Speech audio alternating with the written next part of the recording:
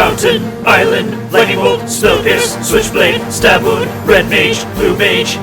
Boom, baby! We're starting a podcast. It's new. It's called Red Mage, Blue Mage. It's the first episode ever. Welcome to episode 1 of Red Mage, Blue Mage, hosted by her, Amber. And him, Kenny. I figure if we're in a bizarro world where this is our first episode, we can switch up how we introduce ourselves. Sure. I'm the Blue Mage. And I'm the Red Mage. Wow. I did it strong and proud. Yeah, that's because you play blue. No, not I've always. seen it. I play blue when I have to. Really? Look, like cube drafting, you could say. Okay, well that brings us right into our first topic, which is catching up on some magic. In the magic catch-up storm. We're playing magic. Oh my god. It's magic. Catch-up storm. It's a remix. It's a bizarro world. True. If I was a little less lazy, I would definitely be making a compendium of all your different versions of the segment intros, and I would just be randomizing them from episode to episode. You really should. I don't know why you don't. I am very lazy, though, so that's fine. Sorry if you got a text message noise in my audio track. Somebody texted me. Wow. Literally shaming me moments before recording for Whatever, texting. I closed the things. We're good. Talk to me about magic! Okay, well, for me personally, new magic that I've been playing recently is we are in a world where our friends and family are getting vaccinated, so we're getting back to where we can play magic in paper, in person, and so I got to spend this weekend with some good friends, mutual friends of ours, and do a bunch of cube drafting. And I have, over the past year in pandemic, one of the pastimes I've had is thinking about how to modify, how to improve the cube. We have episodes detailing how I've changed it. Basically, the big thing is I took some archetypes that were a little underwhelming, archetypes where if you went into it, it wasn't going to happen for you, and I tried to make them viable. And so it was a really fun series of drafts where I got to see those archetypes come into play. And especially the big two that happened in a big way that are closely related. Our friend Troy, who's been on the podcast in some combat phases, drafted a Rebels deck. And it was a super focused Rebels deck. I.e., like almost every creature he had the Rebel type. So, dear listeners, also to let you know that Kenny makes cards in his cube. He puts like these little gold dots to signify if they're rebels. So some cards are not truly rebels, but they are designated rebels in Kenny's cube. The cube that is Kenny's, rebels are there. Right. That he designates in his cube. Right. So in the old school, Rebels, their core mechanic is the Rebels had an ability to search your library for another Rebel card and put it straight into play. And these are on white and black creature cards. And they tend to be fairly small, kind of underwhelming creatures. And I heard years ago from a couple of podcasters about if you experience like the white weenie kind of aggro decks and the black aggro decks kind of underwhelming, which is a common problem in the style of cube that I have, you might want to think about giving the Rebel type to some other aggressive white and black creatures that don't have the type, so you can go get them. And the big recommendations they made is don't put it on creatures that have other significant abilities. Like, you don't want to put it, because you have the option, you could put it on, say, like Oblivion Ring. Now you have a removal spell that you can go get with it. Or you can put it on a Planeswalker. There's no limit to what you could put Rebels on. But that just turns into a completely different deck. So, like, just put it on creatures that are all about power and toughness. So I put it on, let's, like, say, Isamaru Hand of Conda, which is just a 1-mana 2/2, or a bunch of Paladins, like 3-mana 2/2, first strikes or double strikes, that kind of thing. And Troy really made it happen and built a really focused Rebels deck that was really scary to play against. And then we also had several Vampire decks that came to fruition. And I know you, the last few times that we have drafted, have had a big vampire focus in your decks.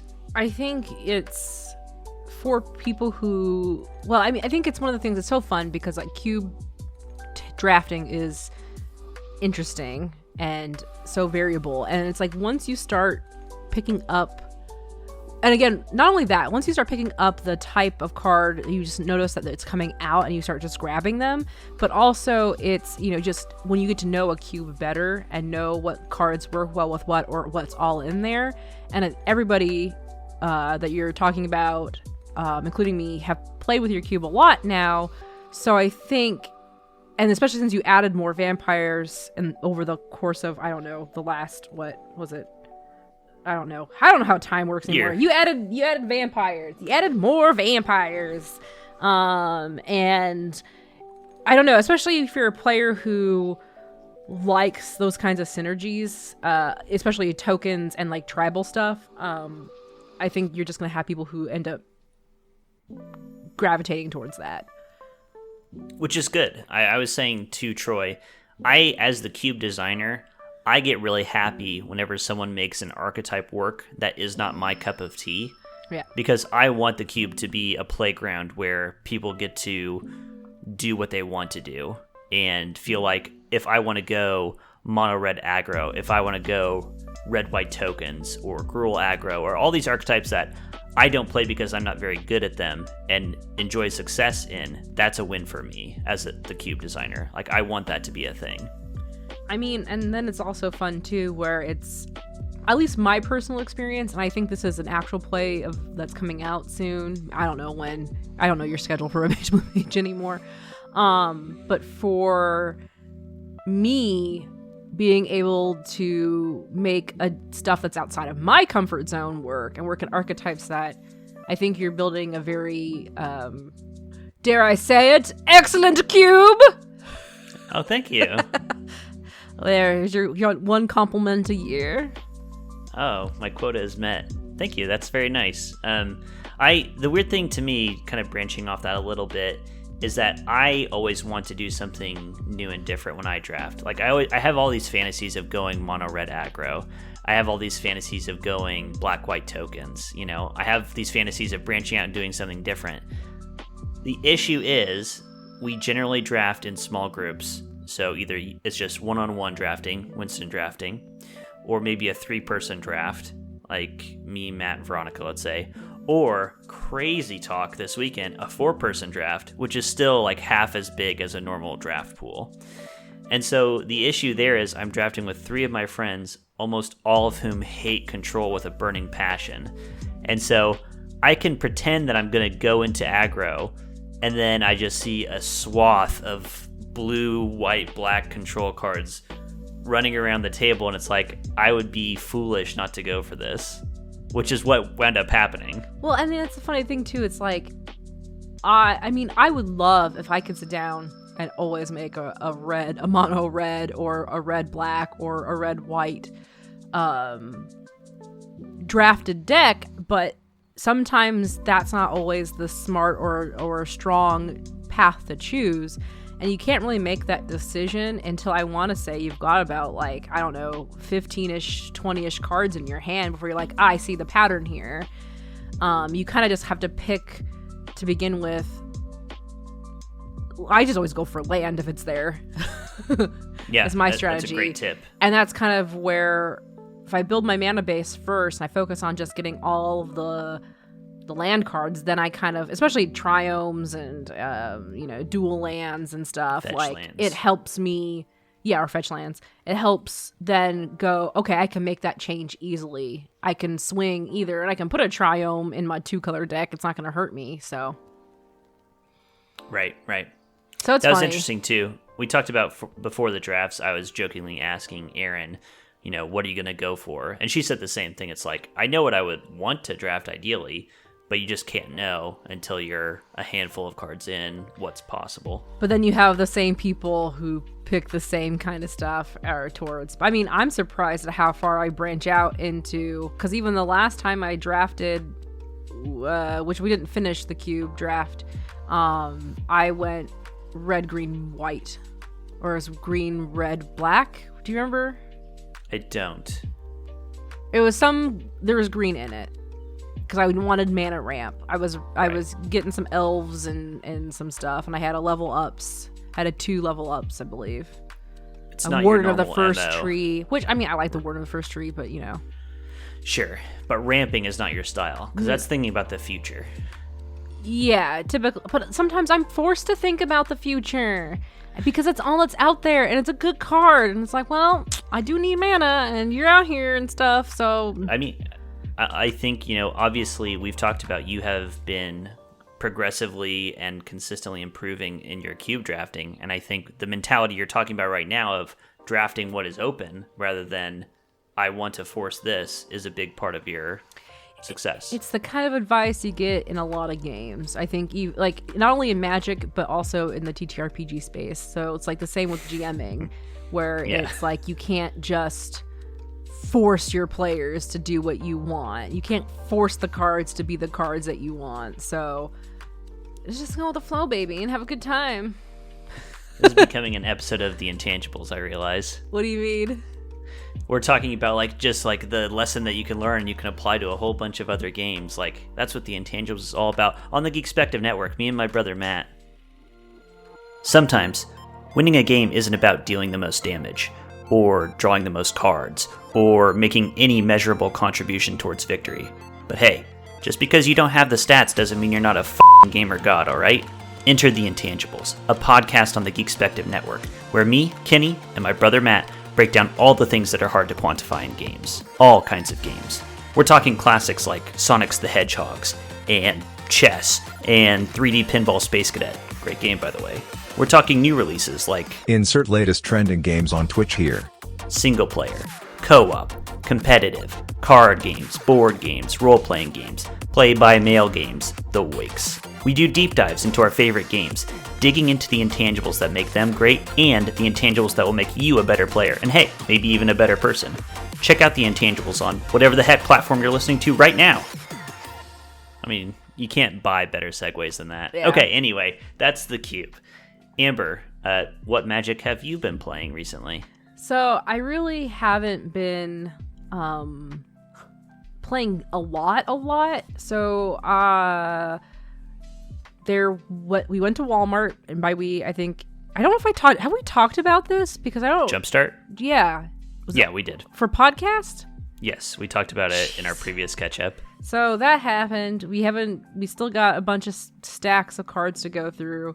I've just been very, very busy right now. But you and I have talked about this before, that like the way that we build friendships is just by playing games. Like for me to make a connection with somebody or to make a friendship, we have to have activities to do.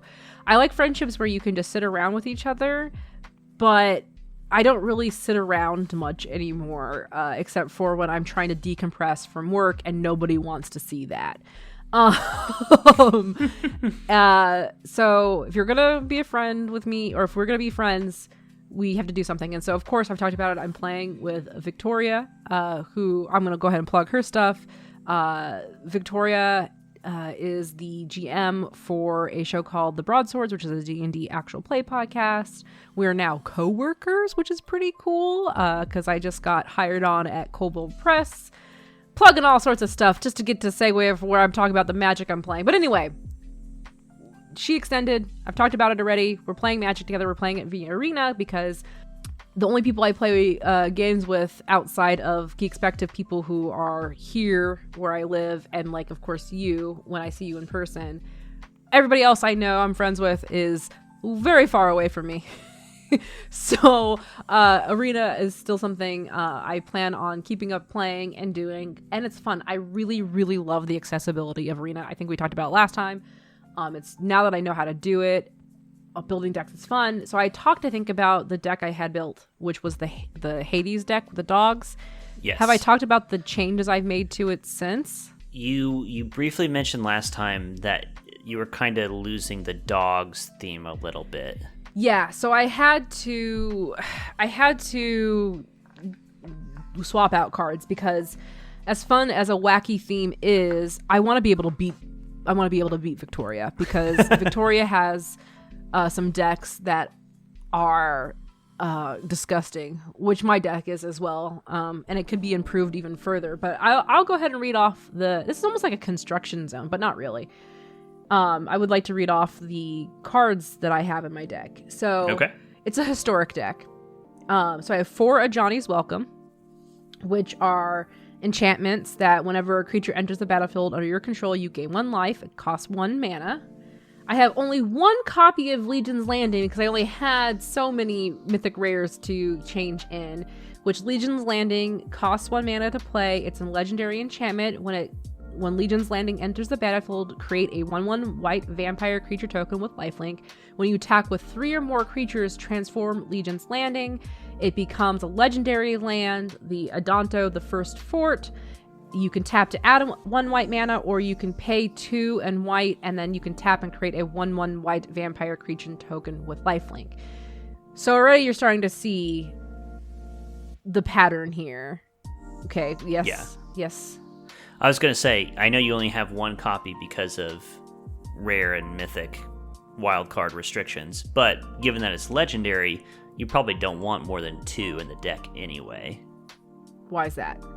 Because if you get 4, there's a good chance that you play one of them, and then you get stuck with 1 or more of them in your hand.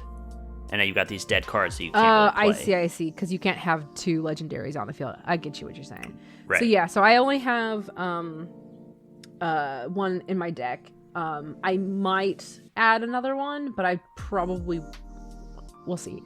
Then I have 4 Soul Wardens, which cost 1 white, creature, human, cleric. Whenever another creature enters the battlefield, you gain 1 life. 1/1. That's their attack, but punch and butt. Then I also have Moment of Heroism. It's instant, 1 white, and target creature gets +2/+2 and gains lifelink until end of turn. So this is where I still have the Pack Leader, which is a 1 and a white creature dog, not legendary. Other dogs you control get +1/+1. Whenever Pack Leader attacks, prevent all combat damage that would be dealt this turn to dogs you control. Then I have 2 Sorin's Thirst, which cost 2 black. 2 black. It's an instant. Sorin's Thirst deals 2 damage to target creature, and you gain 2 life. I have 4 Cruel Celebrants, which is a vampire, a white and a black. Whenever Cruel Celebrant or another creature or planeswalker you control dies, each opponent loses 1 life, and you gain 1 life. I have 4 Inspiring Clerics, which cost 2 and 1 white. Vampire Cleric. When an Inspiring Cleric enters the battlefield, you gain 4 life. I also have Bloodthirsty Aerialist. 1 black, flying vampire rogue. Whenever you gain life, you put a +1/+1 counter on Bloodthirsty Aerialist. It's a 2 and a 3. 2/3. I have 1 Sorin, Imperious Bloodlord. He comes in with 4 loyalty. +1, target creature you control gains Death Touch and lifelink until end of turn. If it's a vampire, put a +1/+1 counter on it. +1, you may sacrifice a vampire. When you do, Sorin, Imperious Bloodlord deals 3 damage to any target and you gain 3 life. -3, you may put a vampire creature card from your hand onto the battlefield. Then I have 3, because I have not once since I played this deck have gotten 2 of them in my hand ever, but I have 3 Vito, Thorn of the Dusk Rose, and he gets killed so fast every time he comes out. He's 2 and a black, legendary creature, vampire cleric. Whenever you gain life, target opponent loses that much life. He also has an activated ability that's 3 black. Creatures you control gain lifelink until end of turn. He is a 1/3. Then I have 4 sorcery cards for Release the Dogs, which is 3 to white, create 4 1/1 white dog creature tokens. And then I have 13 plains and 10 swamps. So that's my deck. Whew! I would say at first blush, it definitely feels more like a vampire deck than a dog's deck. It was a dog vampire deck. So the reason why I call it Hades, and I think I talked about before, is because I binged Lore Olympus. Hades, the character who's the underworld he's basically a Sorin. He has an affinity for dogs. They love him. He's got a bunch of dogs. Yeah, so I think I'm going to be swapping out those 2 pack leaders and those 4 release of dogs, because there are probably better sorceries and better things to put creatures onto the battlefield than that. It's not really serving... There's definitely a fair amount of vampire support that you can pull from and add into the deck that would better serve you, I think. Honestly, the other reason why I chose it because dogs is because Victoria has cats and flying things in her other decks, and like angels and cats, and I was like, fine, vampires and dogs. And so I've gotten to the point where I've had, I think my max life has been like somewhere close to nothing like amazing like in some life gain decks, but like 55, which is pretty great for me. And that's like coming back from like near death. Like sometimes I've gotten the Johnny's Welcome out 3 times. I've had like 2 Soul Wardens out. And of course with Soul Warden, anytime any creature comes in, including other people's. And then of course once I get Veto out, it's like people just try to remove him as fast as possible, because one turn I think I got a Bloodthirsty Aerialist. She got up to, I don't know, like 18 something. And then also like had like buffs on her, so to get her down, like, you know, add -2/-2 to a creature, that kind of stuff, or like Languish, right. -4/-4. Right. So I love this deck. It's like my favorite thing I've built on my own, other than my Kranko. Okay, my Angels to Goblins deck is also great, but my Kranko deck is still my favorite, which is cranking out the tokens or crankoing out the goblins. But this is definitely my third like favorite concept, that it's actually worked in a way that is so good. Like now I can hold my own against Victoria. And they all have the thing in common of bigger numbers equals more fun. Yes, I want to see, and I think that's why I like Arena so much. I like seeing the chain reaction happen, where it's like poof, poof, poof, poof, poof, poof, poof, poof, poof. It's especially fun when you don't have to do it. Yeah, and you just see the triggers stack up. Yes, I love it. It's so satisfying, and I can't wait to alter it. So I will probably be altering it soon, and we can talk about that next time. That would be that'd be a good topic, discussing what cards would make a lot of sense. That'd be a good thing to ask our listeners if they have any recommendations. Yeah. Yeah. Hey, listener, tell me. We'll table that for now. Talk to me on the internet. All right. I will. When I listen to this episode, it'll be a reminder to me to post a survey. Okay. Along with this episode. But for now, we have breaking news to discuss. Dateline, Dominaria, 4823. This is your multiverse breaking news.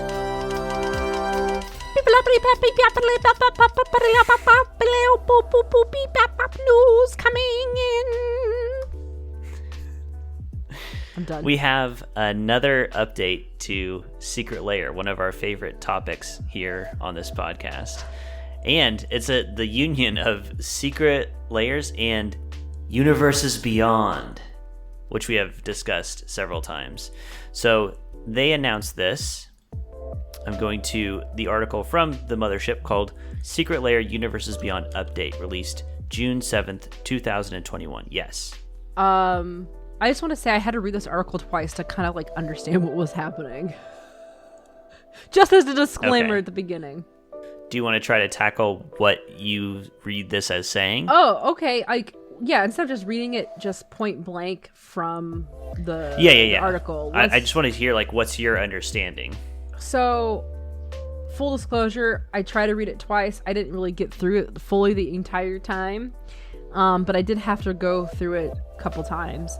The gist of what I can get is that most of the time, Secret Lair cards have been literally just reskinned versions mechanically of other cards. So let's say you have Veto. They want to make a Secret Lair of vampires. So they have a card that is, I don't know, who's a Dracula. They actually take Dracula or whatever. Or, I don't know, they decide to make Blade. But they use They use Blade imagery and Blade stuff, but they're basically just taking the rules text from Sorin and putting it together. Or Veto, whoever, it doesn't matter, another vampire. And I think they broke that already once, right? With the Walking Dead set, they had a card that mechanically had never been printed before in any other sets, and it was specifically unique to that Secret Lair, that Walking Dead. And they said, but don't worry, we will make it a magic version of it one day.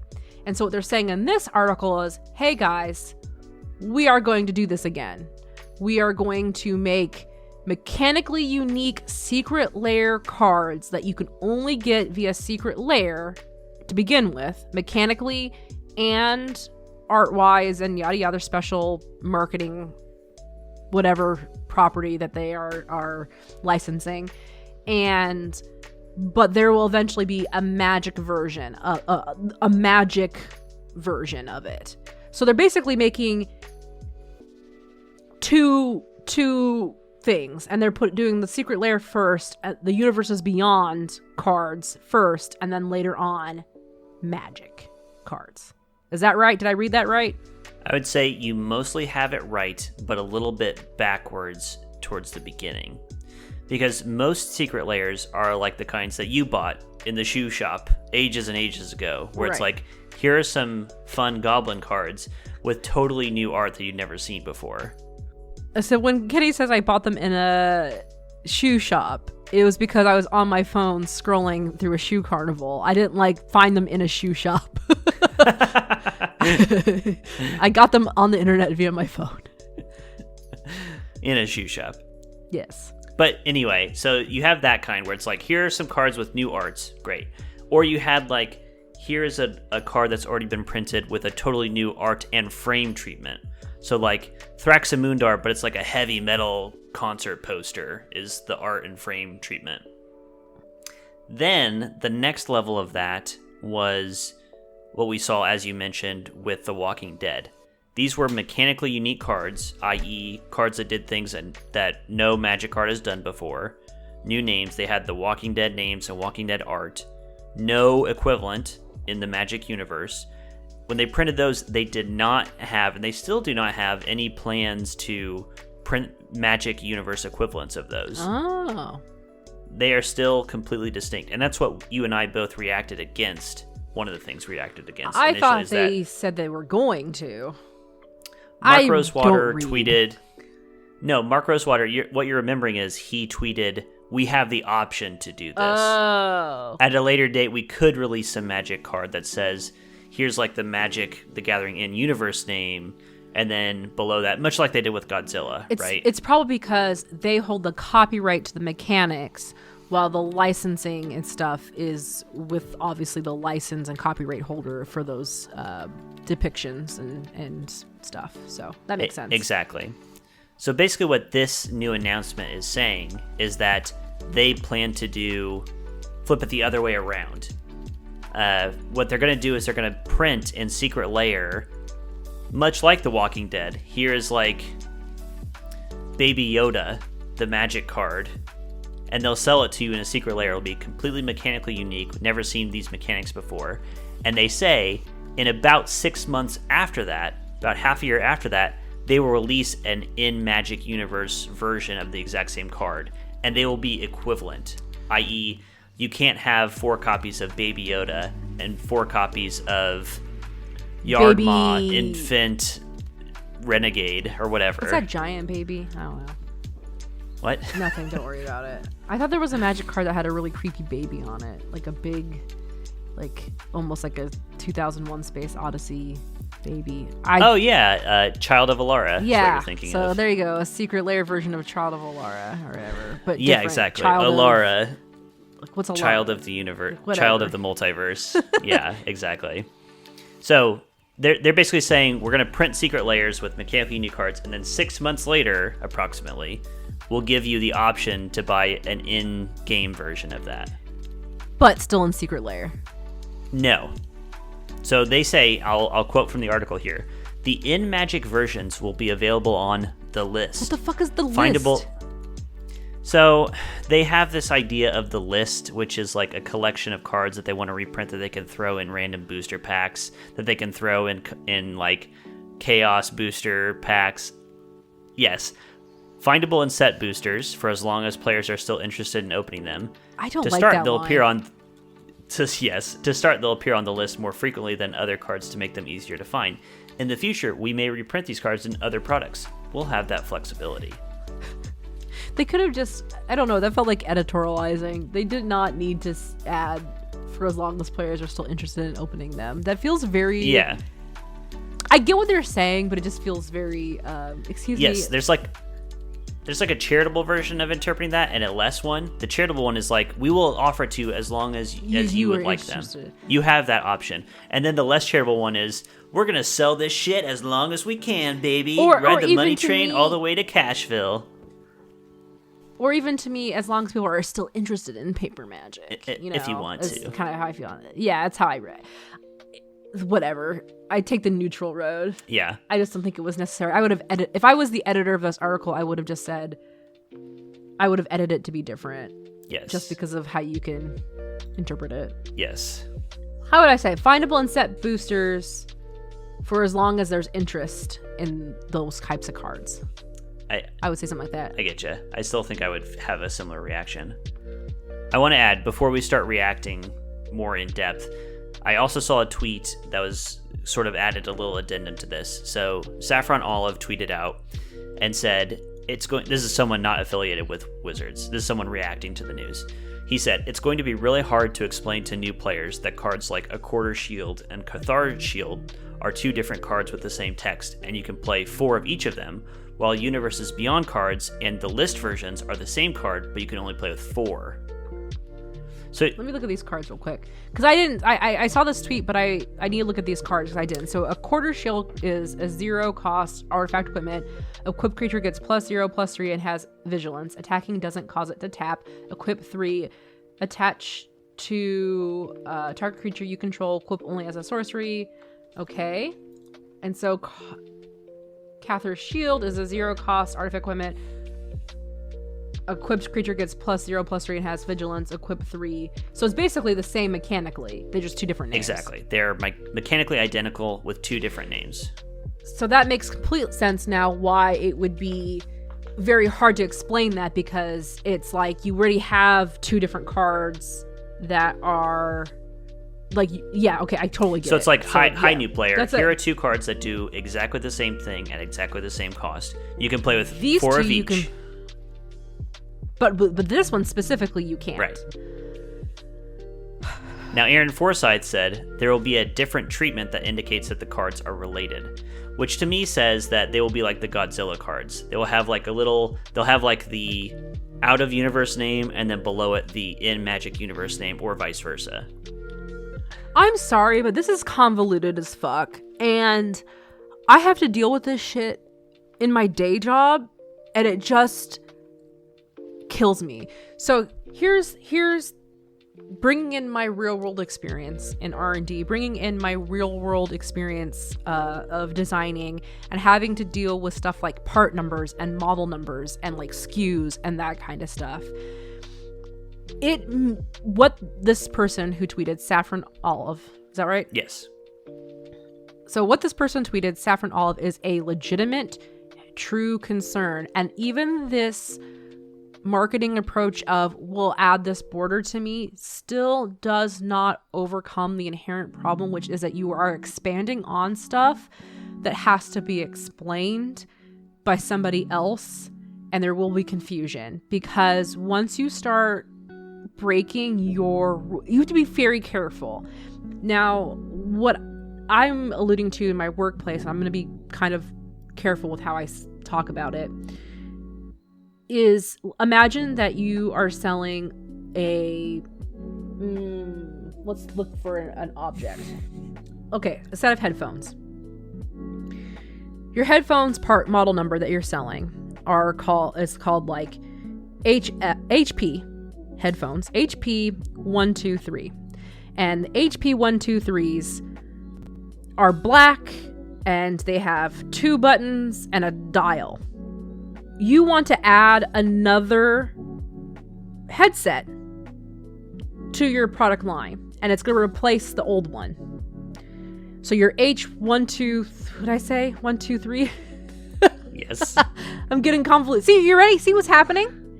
So your HP Yes. 1, 2, 3 is going to be going away for an HP 1, 2, 4. It should be because it's something new, but their marketing's like, nah, we want to just keep it HP 1, 2, 3 because it's HP 1, 2, 3. But we're just changing the 2 buttons to 1 button. And I've had this happen where you keep the same model number, but you change the product a little bit. And even though marketing-wise it makes sense to you, from a logistics purpose, it just starts getting cumbersome for people who have to do support. So consumer care or judges or local game shops or whatever. You're now making it so that other people have to carry this work labor for you. Because what? Like, why complicate it? I mean, I'm a very jaded person, and Kenny has watched me take off my glasses, rub my eye, look up to the sky, put my hands to my temples, because it is my nightmare. Well, I was going to say another example that you and I have talked about fairly recently is like, okay, so you've got the Xbox. All right, great name. Now you've got the Xbox 360. All right, so that's, I get it. It's like a more advanced one. Now you got the Xbox One. What? So that's not the first one, and it's more advanced than the 360? If anybody followed me during my little rant, I'm more... You're powerful. Because... me just talking about it as a person with ADHD, focus problems, that kind of stuff is just not accessible for me. And I live in a world in my day-to-day that is nothing but like part numbers and like configurations of features. And me, the one person managing it all with a team of other people who support me, they look to me for everything, and I get confused. Like every day I talk about my brain cells, and I don't want every day I talk about my brain cells depleting, like I'm losing actual legit brain cells from my day job because it's just a lot of track. Yeah. I don't want that in my games either. And I know it feels like I'm blowing this out of proportion. And maybe I am a little bit because I am a bitter, jaded person, but I just think, why complicate something? Why do this? I think an important thing to keep in mind, and I was thinking about this after this weekend, because I played a brand new board game for the first time. And it was a complex board game. It had a lot of pieces, had a lot of cards, had a lot of tokens, and we all know that experience, I think, of jumping into a brand new game and just feeling like, I don't know what the hell I'm looking at. Right? Right. So Magic is a game that by nature gets more complicated over time. Yes. You can't prevent that completely, but you should be working to minimize complexity creep where you can. Right. I think. Yes. And this is something that's going to be adding unnecessary complexity creep. I agree to diverging paths of same thing. It's oh my god, it's so ridiculous. I'm thinking about work. well, I need to stop thinking about work. Well, let me divert you a little bit. So here's my hypothetical to you. So if Wizards of the Coast has to print mechanically unique products in Secret Lairs, and from everything I'm seeing, that the fact that they're doing it means that it's very profitable, and probably it's coming from up on high. Keep doing that. That was great. You must do this. What's the best version of making mechanically unique cards in Secret Lair that would be the best for everybody? They've kind of designed themselves into a hole with the whole idea of Secret Lair, because it's supposed to be these exclusive, one-off, limited print run cards that aren't. Are they legal in other what formats are they legal in? It depends what they are, because like they've done Secret Lair prints of cards that are in standard, so those Secret Lair cards are legal in standard. They've done some that are, legal in modern. Those are legal in modern. But the mechanically unique ones are legal in Commander, Legacy, and Vintage. So the Walking Dead ones go straight to, the Eternal formats. The old Eternal formats. Okay, good to know. So that's where I feel like they've designed themselves into a hole with Secret Lair, unique mechanic things, because you've made this product that people are really only going to buy for, and Commander's a very popular format, so I'm sure people will buy it. But if they truly were wanting to make money, they would probably do it in a way that can be more accessible to different. Honestly, you're asking a very business question to a person who's too pragmatic sometimes to think about business stuff. And also, I'm not a collector of magic. I collect seashells and dust. So, that's not marketable. I mean, I think... Except for a rare Genoia's shell. Yes? I'm just asking you from your position. It's good that you're saying we're not coming at this from some amazing expert overhead point of view. This is our casual point of view with our limitations. But from you and your perspective as a Magic player, and you have some professional experience, and what do you think? I mean, it comes with all the caveats that we are casual players at the end of the day. But that doesn't mean our opinion doesn't matter. It does matter. They just should not release Magic versions. Magic the Gathering versions of it. You want just mechanically unique, out of universe. Yeah. Why is there a need to make Magic versions of the mechanical Secret Lair stuff? That's my first question. It's for me, if I was to do this in a way that doesn't confuse people, is accessible, why would you want to have the option to print the mechanical ones in Magic Universe? Because to me, it's the whole point is that you got these very unique, a Iron Man card is going to be uniquely Iron Man. His mechanics are going to be Iron Man. So what am I supposed to? I don't know. I don't know. I don't know. I don't have an answer. There's this tension between, you have Secret Lair, which is built on FOMA, right? Yep. It's built on the fear of missing out. And then, but on the flip side, you have this problem of okay, we're going to make, I'll use your example of Iron Man. We're going to make a unique Iron Man card in a Secret Lair. It's legal in Commander, it's legal in Vintage, it's legal in Legacy. And it's only available for a month. And after that, we're not printing it anymore. Then you have the problem of if it's a good card that actually shakes up any of these formats, you need it to be available to other people. You can't just say, oh, wow, the Iron Man card, that's another version of the reserve list, right? Oh, it's this card that everybody needs, and it's the best card, and it's dominating the format, but we said we will not print it again. So we can't. Our hands are tied. Then you've got a big problem. So they need to be able to reserve the right to print it later. But if they reserve that right to print it later, it minimizes the importance of the Secret Lair and that FOMA thing, right? That drives the business there. So there's a tension between these two ways that you can go. In my opinion, the best thing that they can do is what they've done in the past, which is just say Secret Lairs are really rare, in-demand skin treatments of cards that people like.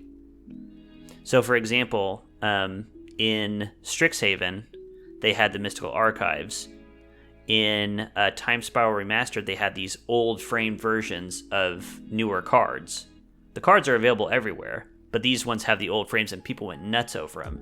To me, that would be perfect for Secret Lair, where people would go nuts for these amazing... These are things that all these people want, both collectors and me personally. I'm not a collector, but when I saw an old classic brown card frame for cranial plating, I went nuts. I was like, oh my god, I remember playing with that card in math class in high school, and I want to have a cool old card frame for it, even though I'm not a collector.